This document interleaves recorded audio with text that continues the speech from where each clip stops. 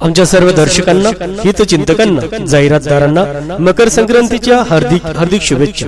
शुभेच्छुक Rafiq Shaikh, media live, Sakri, Dhule. जर तुम्ही आमचं YouTube चॅनल सबस्क्राइब केलं नसेल तर कृपया सबस्क्राइब करा व ताज्या घडामोडी जाणून घेण्यासाठी बेल आयकॉनला क्लिक करा।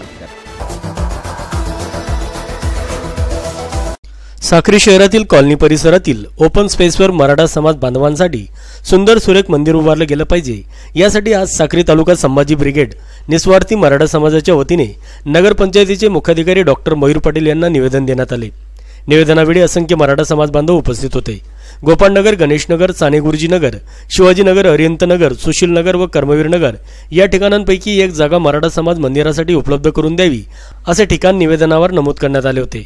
यावेळी संभाजी ब्रिगेडचे तालुकाध्यक्ष जयेश उर्फ जितूबाबा सोनवणे यांच्यासह दीपक नांद्रे, शीतल सनेर, हर्षल आयरे, दिनेश गायकवाड, संदीप शेवाडे, संदीप पाटील, गोरख सोनवणे, केतन देवणे, हर्षल पाटील, वैभव पाटील, सचिन ऐरे, दिग्विजय पाटील, प्रसाद पाटील, सौरव अहिरराव आदी उपस्थित होते। मीडिया लाईव्हसाठी रफिक शेख, साक्री।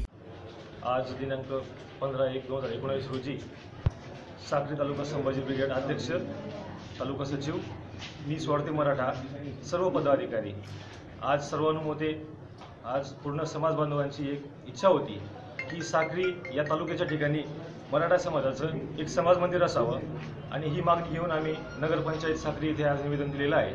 मुख्य कार्यकारी अधिकारी डॉक्टर मयूर पाटील सरांनी ते निवेदन स्वीकारलेलं आहे आणि त्यांनी सांगितले की सदर पूर्ण मराठा समाजाची जी मागणी आहे आम्ही तात्काळ तिला येत्या मीटिंगमध्ये आम्ही मंजुरी देऊ आणि पूर्ण समाज बांधवांची ही इच्छा आम्ही पूर्ण करू।